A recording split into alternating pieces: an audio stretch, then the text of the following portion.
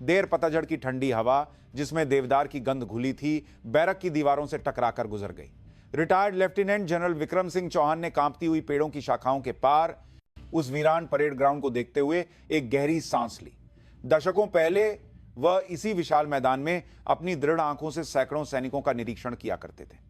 कंधे पर 3 चमकते सितारे लगाकर रिटायर हुए उन्हें काफी समय हो गया था, लेकिन जमी हुई हवा में बसी सेना की गंध हमेशा उन्हें अतीत में खींच ले जाती थी। लेकिन आज यहां न तो उनका पद महत्वपूर्ण था और न ही उनकी यादें। वह जिसका इंतजार कर रहे थे वह उनका खून, उनके परिवार का भविष्य, उनका पोता सिपाही रोहन कुमार था। विजिटर्स रूम में गाड़ीदाल और गीले कॉम्बैट बूटों की मिली जुली गंध फैली हुई थी। दीवार पर नियमों की एक पुरानी सूची लगी थी और सर्दियों की ठंड से प्लास्टिक की कुर्सियां बर्फ की तरह ठंडी हो गई थी। जनरल चौहान एक पल के लिए भी बैठ नहीं पाए और लगातार खिड़की से बाहर देखते रहे। तनाव के मारे उनका गला सूख रहा था, लेकिन उन्होंने एक घूंट पानी भी नहीं पिया। एक एक पल सेना में बिताए दिनों से भी ज्यादा धीरे धीरे गुजर रहा था। लोहे का दरवाजा चरमराते हुए खुला और एक ड्यूटी ऑफिसर ने ठंड में चुपचाप सलामी दी। उसके पीछे सिर झुकाए एक सिपाही अंदर आया। हरी टोपी इतनी नीचे खींची हुई थी कि उसका माथा छिप गया था और उसके झुके हुए कंधे ऐसे कांप रहे थे मानो उनमें जान ही न हो। जनरल चौहान के माथे पर चिंता की लकीरें और गहरी हो गईं। सिर उठाओ, उन्होंने धीमी लेकिन दृढ़ आवाज में आदेश दिया। सिपाही सिर नहीं उठा सका और हिचकिचाते हुए खड़ा रहा। जनरल चौहान ने एक कदम आगे बढ़कर उसकी टोपी का किनारा ऊपर उठाया। पीली फ्लोरोसेंट लाइट के नीचे उसके गाल की हड्डी पर एक नीला सूजा हुआ निशान साफ दिखाई दे रहा था। उसकी आंख के पास की नसें फट गई थी और होंठों पर अभी भी मरहम की गंध आ रही थी। ट्रेनिंग के दौरान चोट लग गई दादाजी, मेरी गलती थी। रोहन की आवाज सूखे पत्ते की तरह खड़खड़ा रही थी। उसने मुस्कुराने की कोशिश की, लेकिन उसकी आवाज के पीछे छिपा डर छिप नहीं सका। जनरल चौहान की अनुभवी आंखों ने घाव की गहराई और दिशा को पढ़ लिया। यह मुक्के का नहीं बल्कि जूते का निशान था, ठीक बूट के अगले हिस्से से मारी गई चोट जैसा। दशकों तक सैनिकों के घावों को देखने की उनकी यादें बिजली की तरह कौंध गईं। ट्रेनिंग में ऐसे निशान नहीं बनते, उन्होंने सोचा, कभी नहीं। जनरल चौहान ने बिना इधर उधर देखे अपना मोबाइल निकाला। स्पीड डायल पर दूसरा नंबर अर्जुन मेहरा। 2 रिंग बजने से पहले ही दूसरी तरफ से एक दमदार आवाज आई, सर क्या हुआ? 10 मिनट में विजिटर्स रूम में आओ अर्जुन। एक चीज है जो तुम्हें खुद देखनी होगी। आवाज धीमी थी, लेकिन उसमें एक पुराने जनरल का अधिकार था। कॉल खत्म होते ही जनरल चौहान ने अपने कांपते हुए पोते की कलाई पकड़ ली। उसकी ठंडी हड्डियां उनकी हथेली में चुभ गईं। अब और मत छिपाओ, यह तुम्हारी गलती नहीं है। रोहन की पलकें कांपी, लेकिन उसके होंठ कसकर बंद थे। उस जिद्दी चुप्पी में जनरल चौहान ने सेना के उस भयानक अनुशासन को देखा जो उन्होंने खुद कभी सैनिकों को सिखाया था, चुपचाप सा हो। और यह कितना क्रूर था, यह महसूस करके उनका अपना खून ठंडा पड़ गया। बाहर हलचल मच गई। संतरी दौड़ रहे थे और एक काली मिलिट्री सेडान धूल उड़ाती हुई विजिटर्स रूम के सामने आकर रुकी। मेजर जनरल अर्जुन मेहरा, जिनके बाल करीने से संवारे हुए थे, गाड़ी से बाहर कूदे। उनके पीछे उनके स्टाफ ऑफिसर भी तेजी से कतार में खड़े हो गए। उनकी आंखों में एक बुरे अंदेशे की चमक थी। विजिटर्स रूम में अचानक दम घुटने वाली खामोशी छा गई। जनरल मेहरा ने सावधानी से कदम बढ़ाते हुए जनरल चौहान के सामने सलामी दी। रिपोर्ट मिली? सर, मैं खुद जांच करूंगा। जनरल चौहान ने जवाब देने के बजाय अपने पोते की टोपी उतारकर उसका सूजा हुआ चेहरा आगे कर दिया। जनरल मेहरा के होंठ सख्त हो गए। उन्होंने मुड़कर अपने स्टाफ को छोटे और कड़े आदेश दिए। अभी इसी वक्त उस बटालियन के सभी सैनिकों की आवाजाही पर रोक लगा दो। मिलिट्री पुलिस और जांच अधिकारी को तुरंत तैयार रहने को कहो। 15 मिनट में डिवीजन कमांडर के ऑफिस में रिपोर्ट करो। उनकी आवाज उस जमी हुई सीमेंट के फर्श को तोड़ने वाले हथौड़े की तरह थी। जनरल चौहान ने अपने पोते की पीठ थपथपाई और डिवीजन कमांडर की ओर सिर हिलाया। दोनों जनरलों की आंखों से निकली ठंडक ने विजिटर्स रूम की फ्लोरोसेंट लाइट को भी कंपा दिया। बाहर बख्तरबंद गाड़ियों के स्टार्ट होने की आवाज गूंज रही थी और पूरी यूनिट एक विशाल जानवर की तरह जाग रही थी। यह उस युद्ध की शुरुआत थी जो हवलदार संजय शर्मा के नाम से जुड़े डर की जंजीरों को तोड़ने के लिए छेड़ा गया था। धूल और सीलन की गंध वाली बैरक, रात में तापमान गिरने से खिड़की की दरारों से आती हवा नम वर्दियों पर पाला जमा रही थी। लेकिन सिपाही रोहन के लिए हवा से ज्यादा चुभने वाला वह डर था जो हवलदार संजय शर्मा का नाम सुनते ही उसकी रीढ़ में दौड़ जाता था। जिस रात रोहन नई यूनिट में आया, हवलदार संजय ने सोने का बिगुल बजने से पहले ही नए सिपाहियों को उनके बिस्तरों से लात मारकर उठा दिया। वह अपने भारी बूटों से जमीन पर तब तक पटकता रहा जब तक कि फर्श पर निशान न पड़ जाए। उसकी वर्दी की आस्तीन पर लगे 3 फीते हवलदार का रैंक रोशनी में चमक रहे थे और उसकी आंखें ऐसी थीं जैसे कोई शिकारी कुत्ता पकड़े हुए खरगोश को देख रहा हो। नए वाले टोपी पहनो और बाहर निकलो। जैसे ही बैरक का दरवाजा बंद हुआ, बाहर की ठंडक ने उन्हें जकड़ लिया। दूर ट्रेनिंग का एक गोदाम एक काले धब्बे की तरह खड़ा था। आसपास की स्ट्रीट लाइटें जानबूझकर बंद कर दी गई थी और सिर्फ चांदनी में सूखी मिट्टी की जमीन दिखाई दे रही थी। गोदाम का दरवाजा संकरा और अंधेरा था। हवलदार संजय ने दरवाजा अंदर से बंद करके नए सिपाहियों को दीवार की तरफ धकेल दिया। उसने अपनी लाल टॉर्च की रोशनी उनके चेहरों पर डाली। तुम लोगों में अनुशासन की कमी है और सेना में अनुशासनहीनता एक गुनाह है। गुनाह की सज्जा भुगतने के बाद ही तुम असली सैनिक बनोगे। वह हर कदम पर अपने बूटों को घसीटता हुआ आगे बढ़ा। पीछे से किसी के सांस रोकने की आवाज आई। रोहन ने तब पहली बार महसूस किया कि हवा से भी चोट लग सकती और है। हवलदार संजय सबसे पहले सबसे छोटे कद के सिपाही के पास गया। उसने उसका हेलमेट उतारकर अपने हाथ में ले लिया। इसे क्यों पहनते हो? तुम्हें दिमाग की जरूरत नहीं है। उसने हेलमेट से उसके कान के पास मारा। धातु की भारी आवाज ने गोदाम को हिला दिया। सब डर गए, लेकिन कोई रोया नहीं। उस जमे हुए डर के बीच रोहन गोदाम के फर्श पर पड़े जंग लगे नट और बोल्ट गिनकर खुद को बहलाता रहा। उस रात के बाद हर रात 11 बजे गोदाम लाल टॉर्च की रोशनी पसीने और धूल की गंध से भर जाता। हवलदार संजय ट्रेनिंग वाली लकड़ी की राइफल ले आता और कहता, यह कैंडी नहीं, सैनिक का सम्मान है, और फिर घुटनों के बल बिठाकर उनकी पिंडलियों पर मारता। जब दर्द उसके दिमाग तक पहुंचता तो वह मुस्कुराता, तुम्हारे दर्द से मुझे सुकून मिलता है। रोहन की बारी हमेशा आखिर में आती थी। हवलदार संजय उसके हाथों और गालों पर निशाना साधता था ताकि बैरक की रोशनी में निशान आसानी से न दिखें और टोपी के नीचे छिप जाए। एक रात रोहन ने गोदाम के दरवाजे के पास एक बिजली का तार देखा।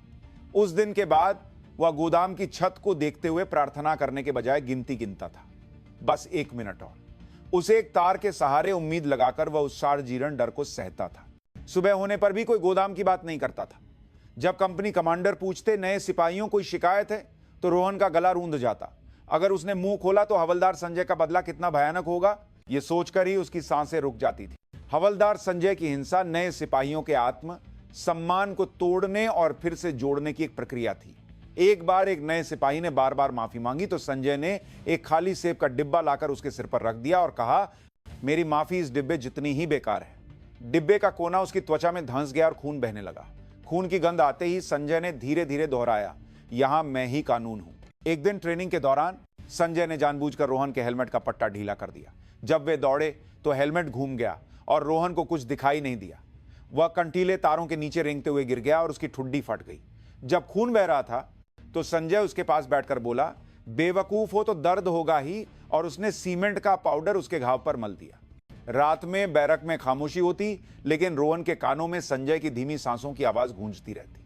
वह सपने में देखता कि कोई उसे गोदाम की ओर धकेल रहा है, दरवाजा बंद होता है और एक बूट उसके गाल को चीरता हुआ निकल जाता है। वह हांफते हुए जाग जाता, लेकिन उसके होंठ हमेशा चुप्पी में बंद रहते। 1 महीना बीत गया। पुराने घाव भरने से पहले नए बन जाते। फिर भी उसने अपने दादाजी को खत में लिखा, ट्रेनिंग अच्छी चल रही है, चिंता मत करना। यह झूठ लिखते हुए उसकी उंगलियां कांप रही थी और दूसरे नए सिपाही भी बदल रहे थे। उनकी आंखों में डर से ज्यादा सुन्नपन था। उस रात भी गोदाम का दरवाजा बंद हुआ। संजय ने हेलमेट हिलाते हुए रोहन से कहा, हंसो, जब सैनिक हंसता है तो यूनिट खुश रहती है। रोहन ने जबरदस्ती मुस्कुराने की कोशिश की। उसके गाल का घाव दुख रहा था और उसकी आंखें आंसुओं से भरी थीं, लेकिन आंसू बहे नहीं। उसे नहीं पता था कि विजिटर्स रूम से की गई एक खामोश कॉल पूरी सेना को हिलाने वाली थी। गोदाम से लौटने के बाद रोहन बिना साफ सफाई किए बिस्तर के कोने में बैठ गया। थकान ने उसके शरीर का वजन दोगुना कर दिया था, लेकिन सबसे भारी उसकी गर्दन पर सवार चिंता थी। उसने अपने जमे हुए हाथों को देखा और फिर अपने गाल के गहरे नीले निशान को धीरे से दबाया। अगली सुबह बिगुल की आवाज के साथ ही हवलदार संजय ने दरवाजे पर लात मारकर सबको जगाया। उसने नए सिपाहियों को कड़ाके की ठंड में दौड़ने का आदेश दिया। कुछ सिपाही जमी हुई जमीन पर फिसलकर गिर गए, लेकिन संजय बस हौसता रहा। गिर गए हो तो जमीन से दोस्ती कर लो, सिपाही को मिट्टी का स्वाद पता होना चाहिए। ट्रेनिंग के बाद संजय ने उन्हें लाइन में खड़ा करके मनमाने ढंग से पुश अप्स और स्क्वाट्स करवाए। वह इसे पर्सनल ट्रेनिंग कहता था। सबसे बुरा था अपमान। वह कहता, यूनिट में 3 कानून हैं। पहला, हवलदार का शब्द ही आदेश है। दूसरा, अगर आदेश पसंद नहीं तो ट्रेनिंग से जवाब दो। तीसरा, अगर ट्रेनिंग से ज्यादा मार खाना आसान लगे तो मार खाओ। दोपहर में खाने के समय संजय ने रोहन की थाली में एक मुट्ठी नमक डालते हुए कहा, नमकीन खाओगे तभी मजबूत बनोगे। और अपने दादाजी को भी नमकीन खत लिखना। रोहन ने देखा कि कोई भी सिपाही उसकी आंखों में नहीं देख पा रहा था। वे सब भी अपराध, बोध और डर के बीच भटक रहे थे। शाम होते होते यूनिट में एक अजीब सा तनाव फैल गया। अचानक डिवीजन कमांडर के दौरे की खबर आई। सुना है जांच टीम भी साथ आ रही है, एक अफसर ने धीरे से कहा। लेकिन संजय बेफिक्र होकर सीटी बजा रहा था। दौरे से क्या डरना, मेरे पिता भी आर्मी हेडक्वार्टर दिल्ली में है। उसी समय कंपनी कमांडर को बुलाया गया। बटालियन कमांडर ने गुस्से में पूछा, कोई खास रिपोर्ट क्यों नहीं थी? कंपनी कमांडर ने दबी आवाज में कहा, हवलदार संजय के बारे में बस अनुशासन बनाए रखने की एक सामान्य रिपोर्ट थी। बटालियन कमांडर की पलकें कांप उठी। वह अनुशासन असल में क्या था? उस रात भी संजय ने नए सिपाहियों को बुलाया। वह एक लोहे की जंजीर ले आया था। आज एक खास अनुभव होगा। वह मुस्कुराया। लेकिन तभी गोदाम का दरवाजा जोर से खुला। तेज सफेद रोशनी फैली और पूरी तरह से हथियारों से लैस मिलिट्री पुलिस के जवान अंदर घुस आए। हवलदार संजय शर्मा, तुम्हें रंगे हाथों गिरफ्तार किया जाता है। संजय एक पल के लिए चौंक गया, लेकिन फिर चिल्लाया, यह किसने करवाया? तुम जानते नहीं मेरे पिता कौन है? मिलिट्री पुलिस के 2 जवानों ने उसे पकड़ लिया। घायल सिपाहियों की जांच करो, एक जांच अधिकारी ने चिल्लाया। एक सिपाही ने कांपती आवाज में कहा, सिपाही रोहन कुमार, उसे बहुत मारा गया है। यह एक चिंगारी थी। दबी हुई शिकायतें फूट पड़ी। मुझे भी मारा गया है। मुझे 2 दिन से खाना नहीं खाने दिया। मेरे सिर पर प्लास्टिक की थैली बांधकर मेरी सांस रोक दी गई। जांच अधिकारी ने अपने वॉकी टॉकी पर रिपोर्ट दी। कई सिपाहियों के साथ मारपीट की पुष्टि हुई है। पीड़ितों को तुरंत अस्पताल ले जाने की जरूरत है। संजय को ले जाते हुए वह फुसफुसाया, जब मैं बाहर आऊंगा तब तुम सब खत्म हो जाओगे। लेकिन किसी ने उसकी तरफ नहीं देखा। बैरक में लौटकर नए सिपाहियों ने एक दूसरे के घावों को देखा और रो पड़े। रोहन को भी अपने गाल में तेज दर्द महसूस हुआ, लेकिन उससे ज्यादा कुछ गर्म था जो उसके सीने में उमड़ रहा था। उसी समय डिवीजन कमांडर के ऑफिस में मेज पर लकड़ी के डंडे, लोहे की जंजीरें, खून से सने हेलमेट और वर्दियों की तस्वीरें रखी थी। डिवीजन कमांडर अर्जुन मेहरा ने कहा, अगर इतना कुछ सामने आया है तो छिपा हुआ कितना होगा? कमरे के कोने में रिटायर्ड जनरल विक्रम सिंह चौहान चुपचाप खड़े थे। कंपनी कमांडर और बटालियन कमांडर अंदर आए। जनरल मेहरा ने पूछा, रिपोर्ट को किसने रोका?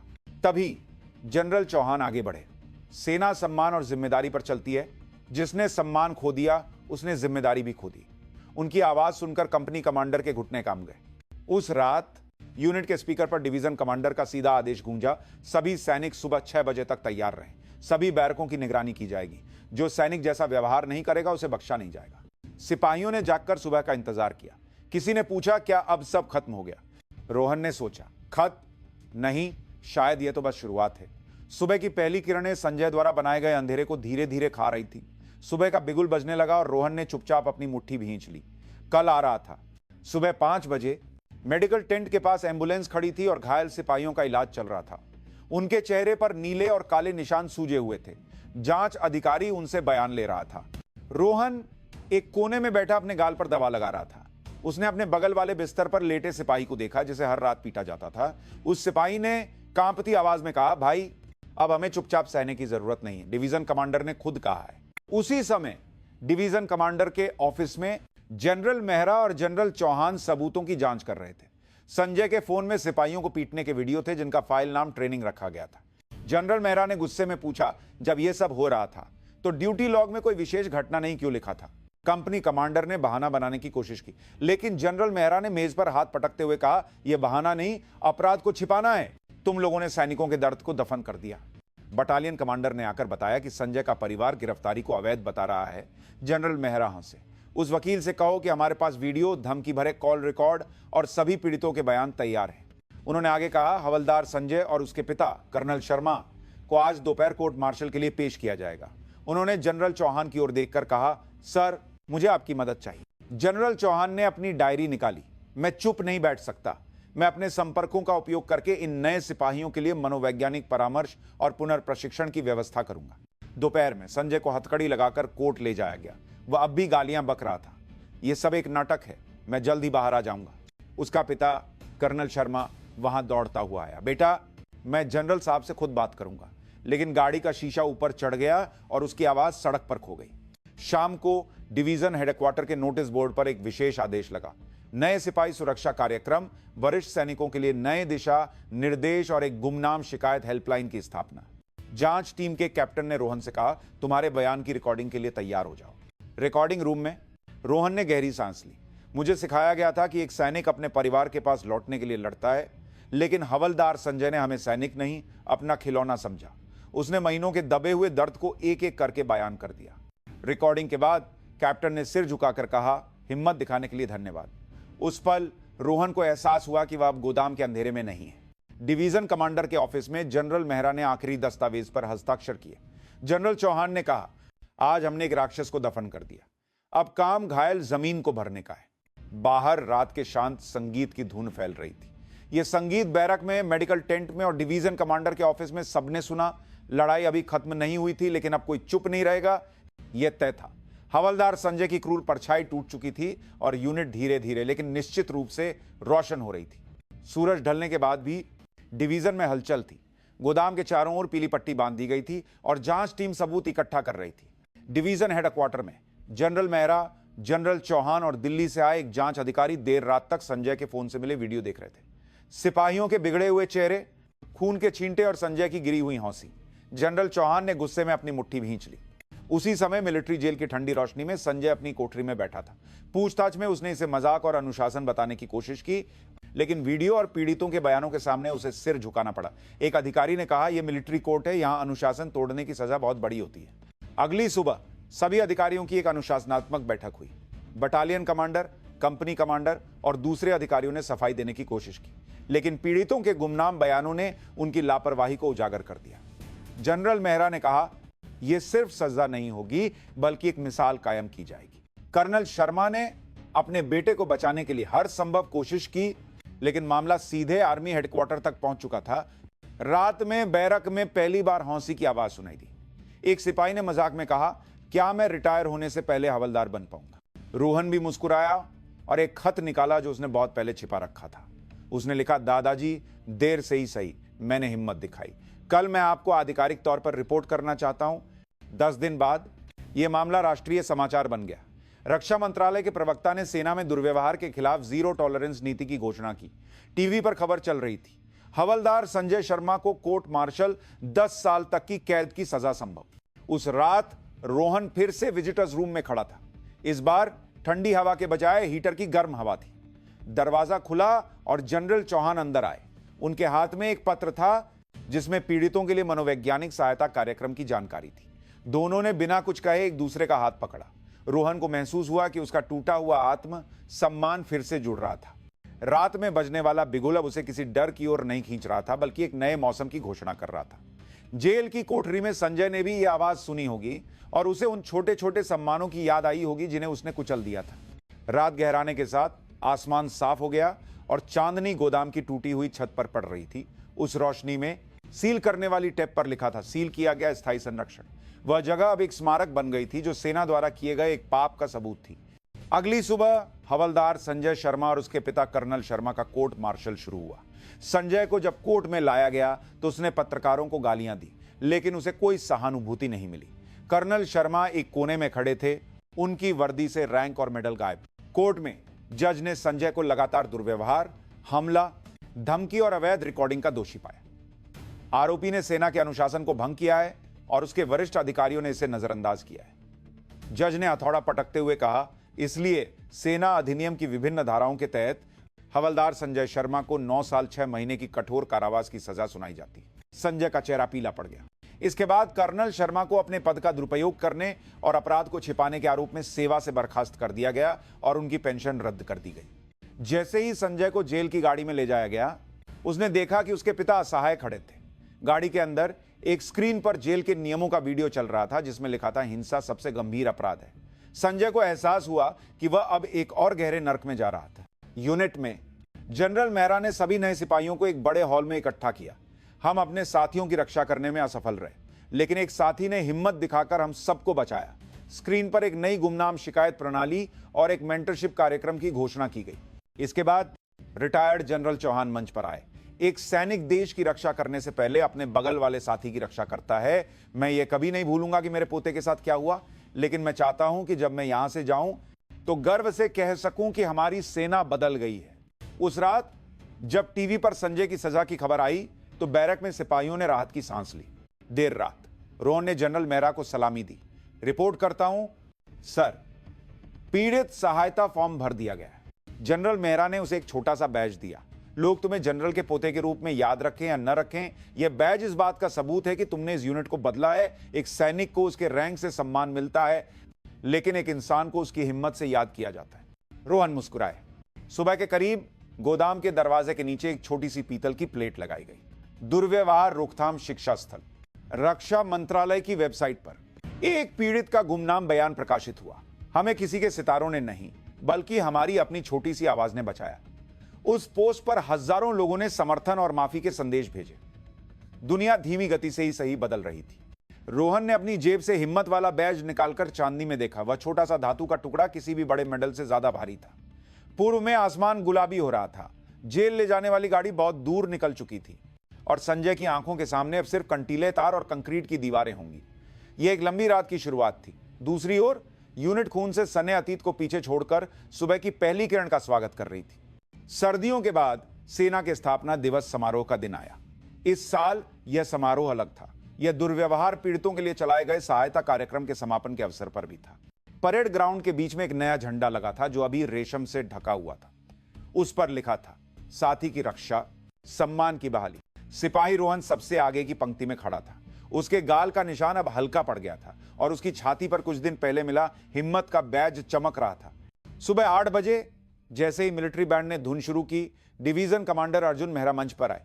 उनके साथ रिटायर्ड जनरल विक्रम सिंह चौहान भी थे। जनरल मेहरा ने कहा, आज हम एक झंडा फहरा रहे हैं।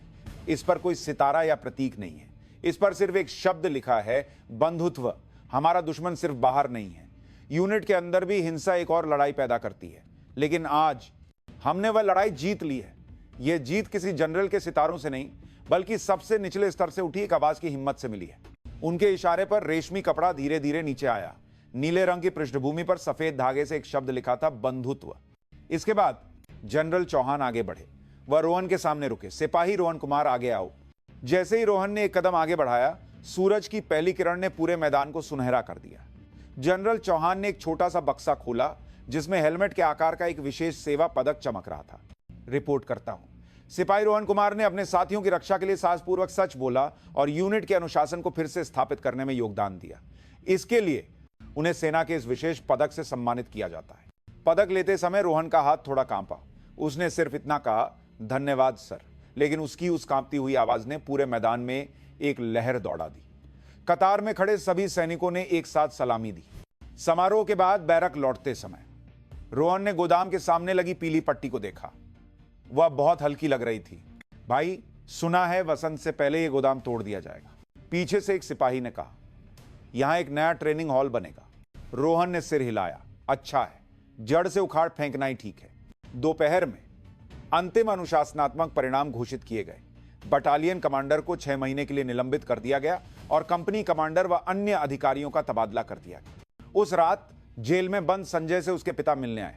कर्नल शर्मा ने टूटी हुई आवाज में कहा, मैंने तुम्हें गलत शिक्षा दी। यह बयान अगले दिन अखबारों की सुर्खियां बना। वसंत आने से पहले आखिरी कठोर ट्रेनिंग शुरू हुई।